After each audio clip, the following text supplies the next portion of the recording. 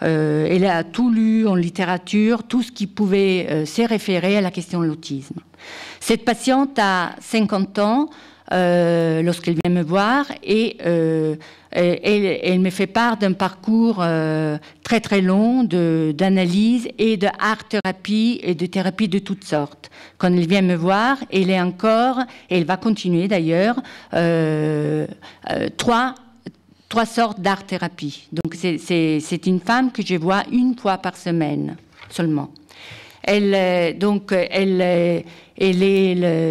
la fille aînée d'une fratrie de 3. Elle a 50 ans. Elle vit avec les parents qui sont passablement psychotiques. Elle vit donc à la maison. Elle n'a jamais eu d'histoire. Elle n'a jamais eu de vie. Elle a travaillé jusqu'à l'âge de 33 ans, âge à laquelle sa grand-mère est morte. Et elle a arrêté de travailler, et elle a été en proie à une énorme dépression. Toute la famille donc habitait dans l'appartement de cette grand-mère. Et donc, à la mort de la grand-mère, maternelle.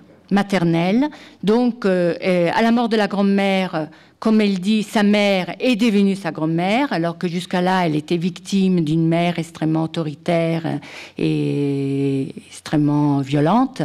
Et sa mère est devenue identique à sa mère. Et elle poursuit sa route à la maison en essayant de s'en sortir avec toutes ses thérapies, toutes ses lectures. Elle prend des notes continuellement sur tout ce qu'elle pense, tout ce qu'elle dit, tout ce qu'elle a travaillé en thérapie, etc. Elle vient me voir avec des valises. Hein. Et donc, on est dans les questions des sacs, des valises, que j'avais déjà introduites l'autre fois, je ne peux pas revenir. Et donc, on est dans les questions des sacs et des valises, à savoir où est-il l'objet, est-il à l'intérieur, à l'extérieur, est-il montrable, il n'est pas montrable. Et voilà, donc dès qu'elle arrive en séance, donc à la mort de la grand-mère, elle tombe déprimée, et sa sœur tombe enceinte d'un enfant autiste. Alors, cette question est une question très, très, très dure. C'est comme ça que ma patiente Natacha sait tout sur l'autisme aussi, parce qu'elle s'occupe de son neveu, et c'est elle qui lui a appris à parler. Dans tous ses séjours à Paris, parce qu'il ne vit pas à Paris, c'est elle qui s'en occupe à plein temps. Elle l'amène dans toutes ses thérapies, art-thérapie, etc. Et au jour d'aujourd'hui, son neveu parle, enfin, il a un certain degré d'autonomie, et ils vivent toujours chez les parents, mais enfin, bon, il s'occupe beaucoup plus de lui que d'elle, évidemment, d'une certaine manière. Alors, ce qu'elle me dit de marquant à la première séance, tout de suite, elle introduit comme ça, elle me dit, voilà, je suis venue aujourd'hui, j'ai un sac rouge, et c'est le même sac rouge que ma mère utilise pour le linge sale. Tous les matins, dès qu'elle s'élève, elle va direct à la cuisine et elle amène le linge parce que c'est plus important que tout. Et elle dit, je me suis habillée pour la première fois depuis l'adolescence en rouge parce que je sais que maintenant, ça va changer. Hein. Et bon, je vous réduis en quelques minutes des séances en vous donnant quasiment l'intégralité de mes interventions et en vous disant que pour la plupart du temps, sauf la première séance où elle a décrit un peu sa situation familiale par le menu, elle lit des textes pendant quelques séances, les premières séances, elle lit ces textes, elle me laisse ces textes que j'accepte, que j'accueille sans les lire, mais j'accepte, et sans les lire tout de suite, je veux dire, j'ai déposé, je lui ai dit que je n'allais pas les lire, que c'était pas en double, mais que j'ai déposé, que j'ai accueilli chez moi les textes, parce que ça me paraissait important. Et Et elle se perd dans des associations qui vont un peu dans tous les sens, mais elle est surtout rivée sous le passé, puisqu'elle a fait de la généalogie, elle sait tout sur toute sa généalogie, elle ne fait que réfléchir là-dessus. Alors, disons qu'elle se prolonge là-dessus, et puis elle se prolonge sur sa façon de s'habiller ce jour-là, parce que pour elle, c'est une nouvelle phase de sa vie très importante qui commence là. Elle me dit que donc, elle a arrêté sa dernière analyse, sa dernière tranche de 10 ans d'analyse avant de venir me voir, donc avant de savoir s'il acceptait ou pas. Et donc, elle était fermement décidée, et que là, elle était habillée en rouge, alors qu'en général, elle est toujours habillée en cacadois, et que même quand elle s'est peint en cacadois, et surtout les jambes en cacadois. Elle ne sait pas pourquoi, et voilà qu'elle me pose la question. Et moi, je réponds juste cette idée qu'en fait, en venant chez moi en plus le matin, et elle est à la fois sa mère avec son sac rouge plein de linge sale, et à la fois le linge sale qui est à l'intérieur et qui doit disparaître dès le réveil, hein, qu'elle doit me livrer. Elle doit livrer son sac, hein, elle doit vider son sac. Car elle pense aussi qu'elle ne peut pas tenir toute seule sur ses jambes. Voilà. C'est la seule interprétation que je lui fais ce jour, et tout en sachant que donc par le menu, puisqu'elle arrête toutes ses pensées et toutes ses actions surtout, hein, parce qu'elle s'exprime surtout en faisant, c'est ça le typique du sujet enclavé, en fait, c'est qu'il ne peut agir, hein, ce qu'il pense. La deuxième séance, qui est très riche, je répète, hein, de tout ce qu'elle a pu découvrir au niveau généalogique, au niveau, elle confond tous les temps, en fait, me ramenant ses ancêtres, elle, etc. Tout ce que je peux retenir, afin de vous montrer un petit peu l'enclave, elle me lit le rêve qu'elle a fait avant de venir à sa première séance, qu'elle désigne comme rêve fondateur. Dans la première partie du rêve, elle devait jouer du piano face à la prof de musique quand elle rentre une fille. Celle-ci ne parle pas et reste plantée devant elle comme si elle n'était pas là. Elle a l'impression que ça dure éternellement. Je lui renvoie en l'interrompant, parce qu'elle ne laisse pas du tout, il n'y a ni point ni virgule dans son débit, qui est très rapide et qui est complètement... Je lui renvoie qu'elle se sent transparente depuis toujours. Donc, elle poursuit l'énoncé. Donc, elle se trouve soudainement sur un terrain très encombré, très surprise, car elle pensait avoir tout débarrassé. La factrice entre. Je l'arrête en soulignant le fait que le terrain est délimité.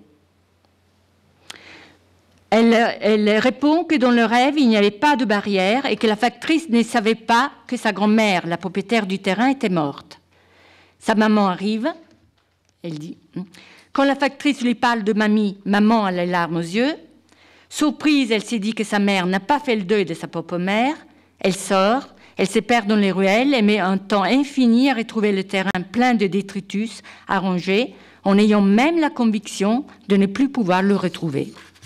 Je lui fais noter que c'est justement cette conviction qui la maintient dans l'enceinte de la grand-mère et des parents. Elle me dit que depuis des années, elle essaye de restaurer, ranger et décorer l'appartement familial qui était celui de la grand-mère. Elle a décidé de revenir organisatrice de rangement au niveau professionnel. Je lui renvoie que le besoin de mettre de l'ordre dans l'espace des autres est une jouissance dont elle ne peut pas se déprendre car elle n'a pas d'espace qui lui appartient. Elle commence à parler d'Arthur, son neveu autiste. Elle lui a appris à parler, elle parle de toute son évolution. Et puis, à la fin de la séance, elle me dit qu'elle allait d'ailleurs l'amener à sa séance d'art-thérapie. Là-dessus, je l'interromps et je lui dis, et je lui suggère, d'amener Arthur dans des séances dans un autre horaire que le sien. C'est des petites coupures au ras des pâquerettes, hein, dans les espaces. Elle amène donc le premier dessin d'Arthur. En commentant, voyez, votre question des arbres, c'est un arbre, c'est Arthur lui-même, hein, qui a défini son arbre. hein, où en haut, c'est les racines. Et vous le voyez, je n'ai pas eu le temps aujourd'hui, mais la prochaine fois, je vous proposerai toute la question de la dynamique de l'arbre renversé dans le prénatal et dans la cure. Troisième séance. Elle arrive et elle me dit qu'elle a totalement oublié ce qui s'est passé la séance d'avant. Étant donné que dès qu'elle arrive chez elle, elle écrit, c'est la première fois que ça lui arrive. Là, je marque le premier oubli, hein, nécessaire pour sortir de l'enclave. Hein. C'est-à-dire que sa pensée, c'est comme une écriture qui ne cesse de s'écrire, ce que je vous disais l'autre fois, qu'il y a un symbolique qui s'écrit et il y a un symbolique qui se dit, et toute la question, c'est relier les deux. Hein. Elle est encore dans un symbolique qui s'écrit, qui ne peut que s'écrire sans point ni virgule, comme une pensée qui se déroule, ce que nous pouvons trouver dans l'holophrase, évidemment. Hein. Holophrases qui sont très fréquentes chez les patientes anorexiques boulimiques. Exemple d'holophrase, je suis née tout en chamouillé.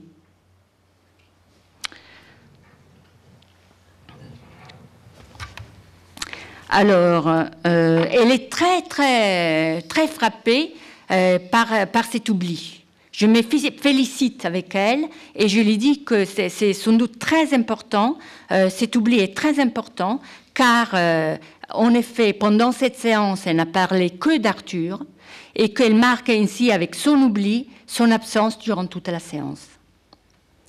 Par contre, en effet, nous voyons qu'en oubliant tout ce qui s'est passé, tout en sachant qu'elle a eu lieu, parce qu'elle n'a pas oublié la séance, elle nous montre qu'elle commence à symboliser une différence entre elle et Arthur, et surtout qu'elle peut envisager d'interrompre le fil de sa pensée sans se perdre définitivement.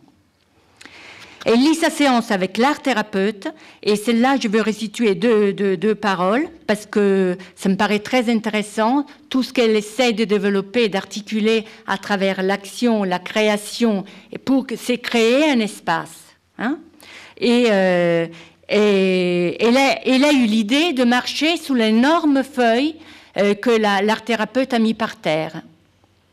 Et donc, elle a commencé à donner des coups de pied en vrac au pinceau et l'associe sur le mikado. Et elle joue au mikado avec sa thérapeute.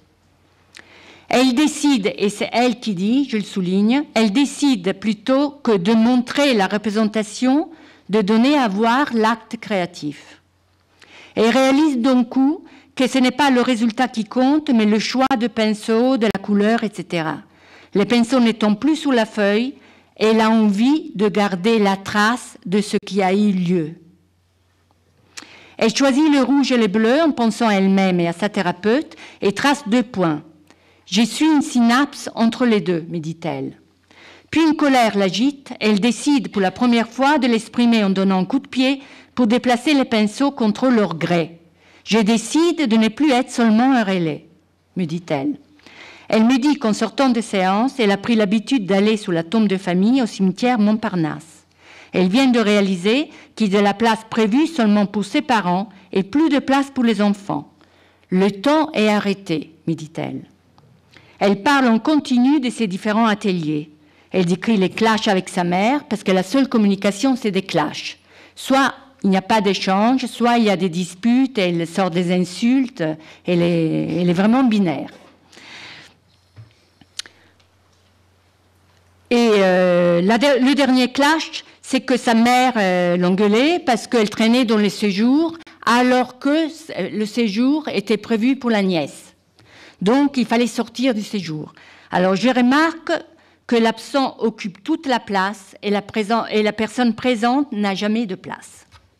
4e séance. Le temps passé dans le café avant la séance devient très agréable. Par contre, elle remarque une confusion du temps dans la salle d'attente. Elle a des difficultés à mettre ses notes dans l'ordre chronologique. Toute la séance est autour de 2 œuvres d'une artiste qui s'appelle Deborah Chock, qui a écrit « Sous l'absence et la mémoire vide ». C'est des séances très intéressantes, passionnantes, qui sont extrêmement complexes parce que c'est relié à toutes ces art-thérapies, son passé généalogique, où elle n'est jamais là. Les seules interventions que j'ai de temps en temps, je l'interromps pour dire « et vous alors ?» Et vous alors? C'est tout. Elle décrit un repas ordinaire où ses parents ne lui adressent jamais la parole, même pour des questions fonctionnelles comme « passe-moi le sel ». Sa mère lui passe derrière comme si elle n'était pas là. Je lui renvoie que la mère ne peut pas la voir, car n'ayant pas pu se la représenter présente avant de naître, elle peut encore moins la voir et l'imaginer présente après sa naissance.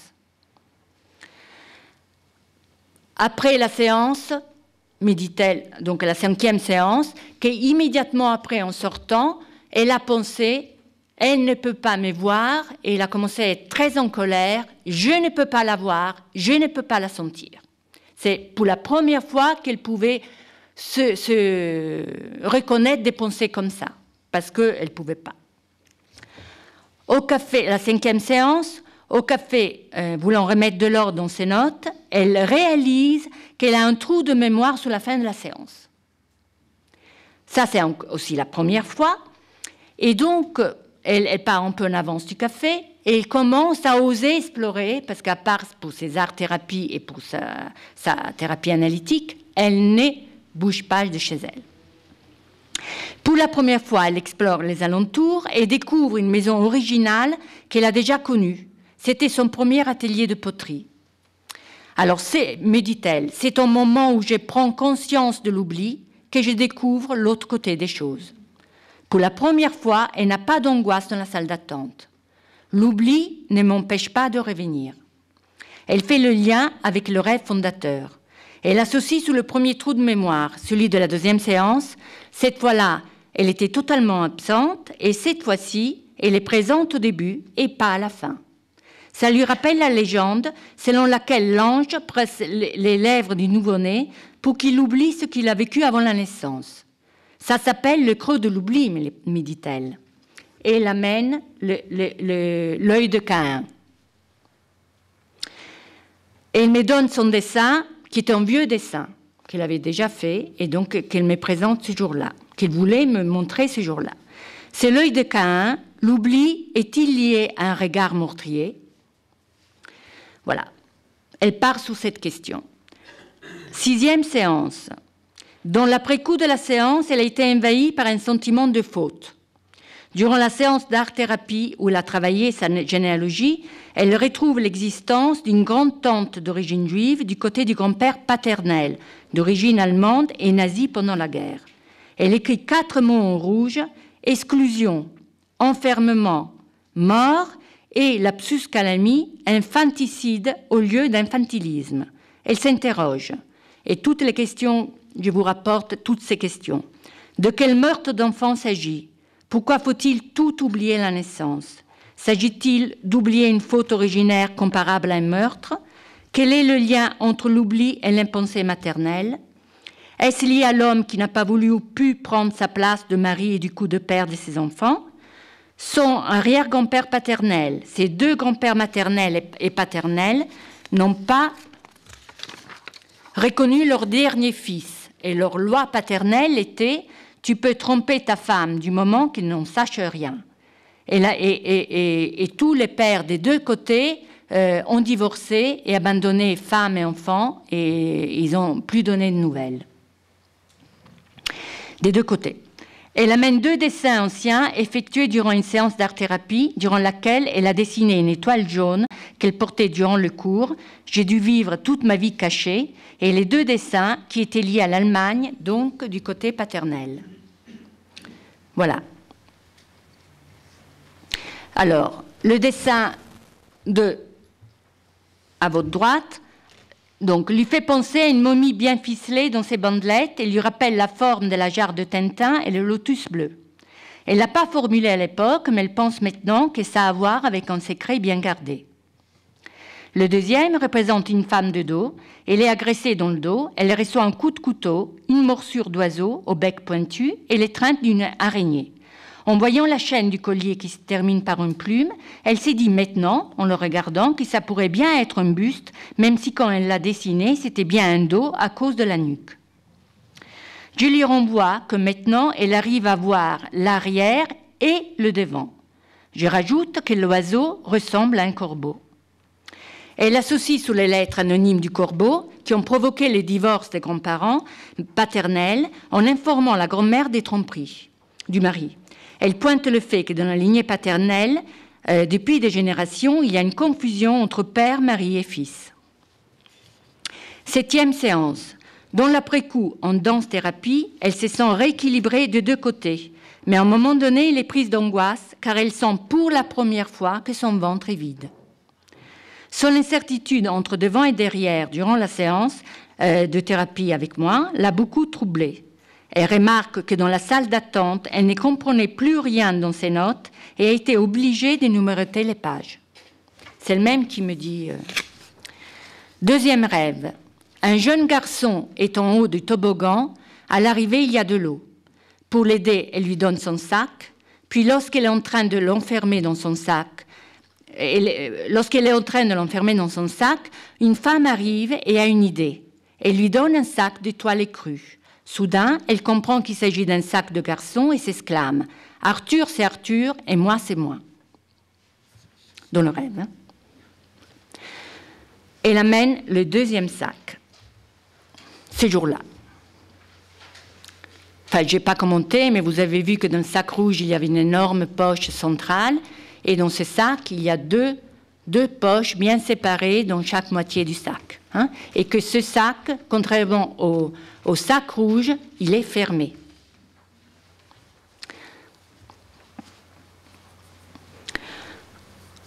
Je lui pointe qu'elle se différencie d'Arthur, et donc je remarque ce sac que je commente. 8e séance. Elle arrive en colère, elle est exaspérée par ses parents. Sa mère qui garde toujours la porte du WC grande ouverte et le père qui se balade nu, laissant les slips sous le radiateur. Donc ça, c'est vie ordinaire chez elle, où elle passe sa vie à essayer de ranger. Il n'y a personne jamais qui rentre. Personne n'est jamais rentré chez eux, de toute façon. C'est un huis clos. Mais enfin, elle trouve ça insupportable. Tous les zips du père dans l'entrée, etc. Enfin, le père se balade toujours nu. Enfin, bon. Et elle dit vraiment, j'aurais pu naître monstrueuse. Je lui dis qu'elle se sent tout à fait monstrueuse. Elle associe sous les contes Joyeux Noël les monstres. Un papa monstre demande à son fils de ramener à manger. Le fils ramène un lapin, mais défend à tout le monde de le toucher car c'est son ami. Le papa monstre lui fait remarquer qu'on obéit au père et qu'on parle autrement, et ensuite il explique avec sarcasme que jamais les monstres ont d'amis car ils sont seuls de père en fils. Moi, je suis monstre de mère en fille, dit-elle. Voilà, je ne commente pas et je l'écoute. Elle raconte son 3e rêve. Une voix off dit « Je veux me souvenir de la voix grave de mon père. » Elle est sur la plage, elle ne veut pas payer son emplacement. Elle va plus loin. Elle remplit une fiche et marque « 1, 2, 3 ».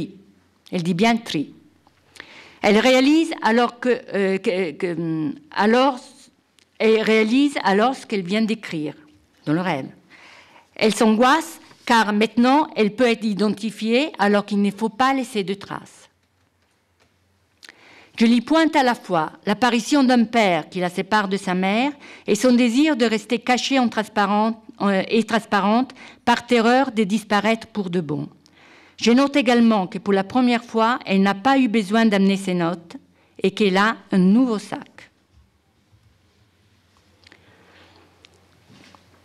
Je lui fais noter qu'il n'y a plus de poche, mais une seule latérale et non plus centrale comme les sacs rouges, qui dépasse quand même un petit peu la moitié du sac, un peu comme si elle s'aventurait à mettre son nez dehors. Hein? Je ne vais pas développer aujourd'hui, mais c'est le 2 plus 1.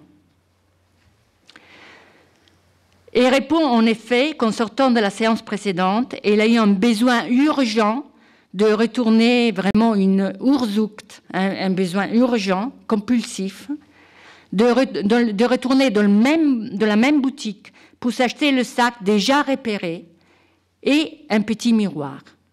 Elle réalise en sortant que pour la première fois en 17 ans d'analyse, elle a totalement oublié de prendre de l'argent. Je l'exprime mon contentement en lui disant qu'elle commence à s'autoriser de manifester une certaine colère envers moi qui la sépare violemment de ses parents. 9e séance. Les expériences en art-thérapie sont racontées par le menu dans un débit rapide. Elle me déverse sa pensée comme jamais. C'est un torrent incoercible. Je suis complètement empêchée de penser. Je ne peux pas l'interrompre. La parole remplace l'écriture, mais une écriture terrible, extrêmement violente. Elle déverse. C'est un tremblement de terre, c'est un désastre. Elle parle de sa première expérience professionnelle d'organisatrice de rangement. Elle a ses premiers clients. Elle va chez les gens et les aide à ranger. Hein, c'est pas femme de ménage, hein, c'est rangement. Donc elle est arrivée chez un couple recomposé où le mari ne voulait pas se débarrasser de tout ce qu'il avait depuis toujours et notamment ce qui gênait beaucoup la femme, de tous les souvenirs de l'autre femme. Et donc, c'était un conflit monstrueux entre les deux. Elle s'est retrouvée au milieu avec un grand sac et une grande caisse pour ranger. Enfin, c'était incroyable. Mais elle comprenait très bien, elle comprend très bien l'interaction, mais enfin, elle peut pas dire. Et voilà. Elle se sent complètement pétrifiée dans cette attitude et voilà, elle ne savait pas comment faire. Et suite à ça, elle évoque le rêve qu'elle a fait suite à cette expérience. Elle est au WC avec la porte ouverte, comme sa mère, et elle entrevoit par la fenêtre une fille qui veut s'évader du 6e étage, mais soudainement l'évasion tombe à l'eau. Sa première cliente l'appelle après avoir annulé la 2e séance. Elle hésite car elle lui rappelle le propos tenu par son compagnon, comme quoi elle ne faisait que tenir la poubelle. Alors, à ce moment-là, je lui lance, un peu comme moi, qu'aujourd'hui, je ne fais que tenir votre poubelle. Vous me déversez en cascade vos paroles qui m'empêchent de penser. Par contre, je lui pointe que pour la première fois, dans la première scène du rêve, elle commence à se voir à l'intérieur et à l'extérieur de son enceinte, même s'il éprouve encore une terreur de tomber dans le vide ou dans l'eau, comme un excrément s'il tente de s'évader. Voilà, ce qui est important de souligner, c'est que l'enfant clavé ne pense même pas qu'il y ait une porte de sortie et des clés pour sortir de l'enceinte, car il ne peut pas imaginer d'occuper une espace limité ayant un bord, une frontière. La seule façon de s'évader, c'est donc sauter dans le vide. Dans ce rêve, Natacha met en scène, la permanence symbolique et imaginaire de l'objet durant la transformation. 10e séance. Elle vient avec une expression souriante en décrivant sa joie, car en venant en séance, elle a laissé sous le bord d'une poubelle 3 livres qui ne l'intéressent plus, autour du rapport mère-fille, comme celui intitulé « Je mange ma mère ». Je note que son débit verbal et son thème de voix ont totalement changé. Elle commence à ponctuer et s'adresse à moi pour la première fois, même un peu moqueuse lorsqu'elle évoque l'action de se débarrasser des livres qui sont susceptibles de m'intéresser. Je lui renvoie, vous les avez laissés au bord pour qu'ils continuent à être vus et lus et ne se perdent pas sans laisser de traces. Elle raconte un rêve, le 5e rêve. Elle découvre dans l'appartement des dégâts des eaux, dans la salle de séjour, dans la chambre des parents et dans sa chambre. Je lui pointe que les 3 espaces sont différenciés. Elle en parle à sa maman qui descend voir la concierge. Celle-ci dit que ça vient d'un ballon d'eau chaude de très grand format. Elle associe pour la première fois, suite à un rêve, parce qu'elle n'associe jamais, que ça lui rappelle accouchement, perte des os, explosion et naissance. Je remarque qu'elle a un nouveau sac qui brille. Je ne sais pas si on voit. Voilà. 4e sac. Elle me fait remarquer que certes, il brille, mais que comme une nuit d'été, mais que ce qui est intéressant à voir, c'est ce qu'il y a écrit. Make every day happy. D'ailleurs, dans le même magasin, elle a acheté un deuxième petit miroir avec une forme de soleil. Elle l'a installé sur une étagère, à côté du premier, face au poème de Paul Éluard, Liberté, qu'elle avait fait peindre sous le mur du couloir, face à sa chambre, par une plasticienne qui a insisté pour lui dédicacer. Le premier miroir qu'elle avait acheté, avec le 3e sac, reflétait seulement mes mots, du mot mémoire vers le milieu du poème. Et le miroir soleil met en pleine lumière son prénom, en bas à droite, Natacha, que la plasticienne a insisté justement d'écrire son prénom. Elle conclut la séance en souriant, en disant que les 17 ans d'analyse et de thérapie lui ont permis de réaliser que le monde existe, mais que maintenant elle commence à se sentir existante. Donc, juste 2 mots de commentaire. En réalisant pour aujourd'hui le poème, j'ai vu que le mot mémoire dans le poème n'existe pas. Après la moitié du poème, on trouve seulement le mot miroir. La strophe en question est « Sous les fruits coupés en deux, du miroir et de ma chambre, sur mon lit coquille vide, j'écris ton nom. » Et il a donc transformé l'objet en représentation et relié les signifiants miro, de mirer, qui signifiait regarder avec attention, utilisé encore dans l'expression mire-œuf, surveiller l'œuf. L'installation en mémo, je me souviens. L'installation du premier miroir avec le 3e sac lui a permis de se représenter présente malgré la disparition de l'étoile, c'est-à-dire de l'objet, inscrivant ainsi l'attente de son retour. Elle ne voulait pas payer son emplacement. Et le deuxième miroir, souviens-toi de la mémoire grave de ton père, hein, c'est ce qu'elle dit dans le rêve. Et le deuxième miroir, le miroir soleil, lui a permis de visualiser la permanence de l'image durant les déplacements. Il faut 2 points de vue pour localiser l'objet. En calculant l'emplacement du mot dans le poème, il se trouve exactement à la moitié de la 12e strophe sur 20 strophes, c'est-à-dire 2 fois 6 sur 10. Nous voyons à nouveau comment l'hypallage, qui signifie, enfin on a un peu essayé de développer l'autre fois, donc l'hypallage qui signifie littéralement intervertir et littéralement prendre à l'autre au-dessous, de à latin à los autres, comme exemple d'hypallage, justement, rendre quelqu'un à la vie, à la place de rendre la vie à quelqu'un.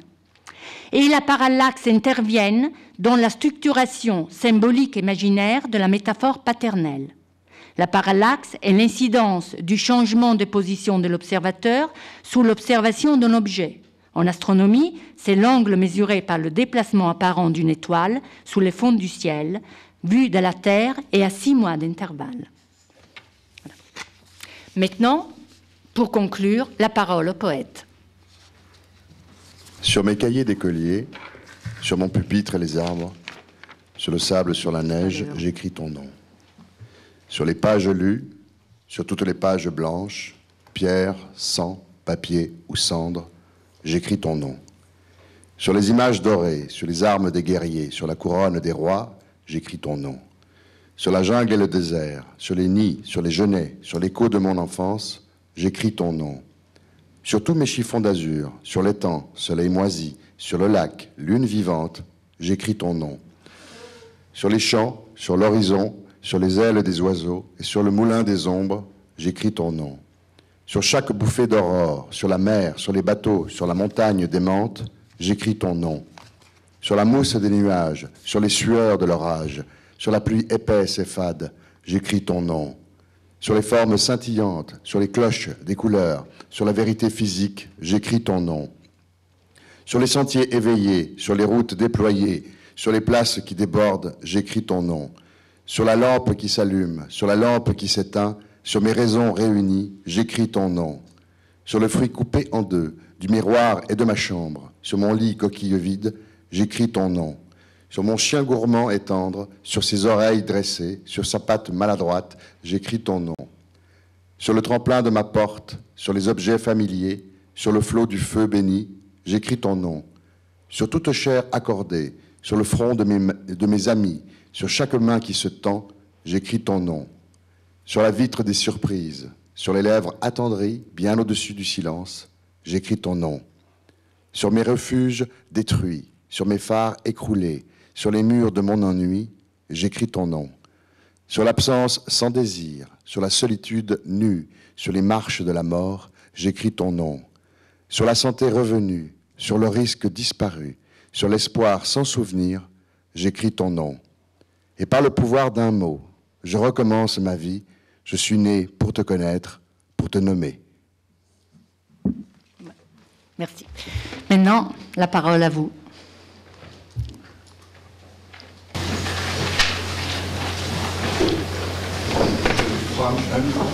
Oui, normalement.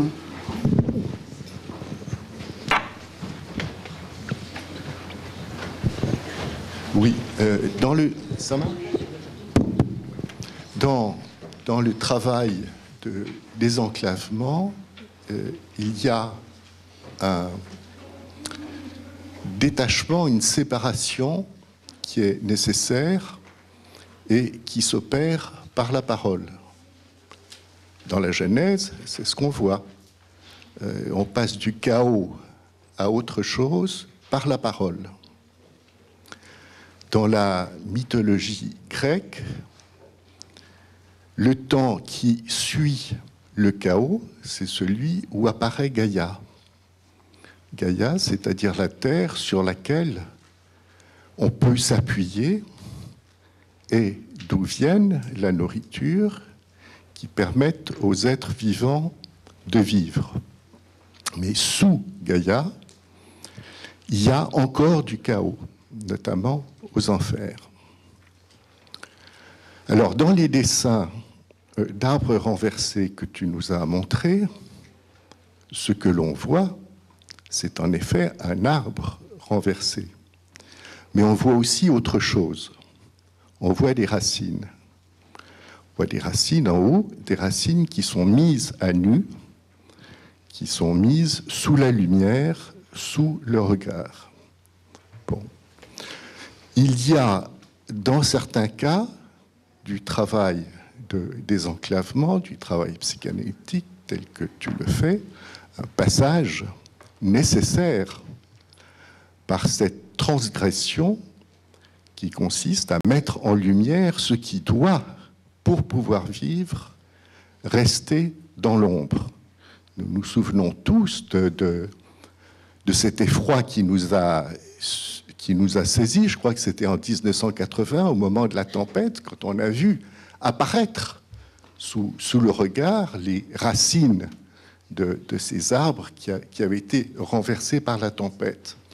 Alors, est-ce que tu peux nous dire quelque chose de la nécessité, alors dans certains cas ou dans tous les cas, de cette transgression violente qui consiste dans la mise au jour de ce qui devrait rester dans l'obscurité pour continuer à donner la vie?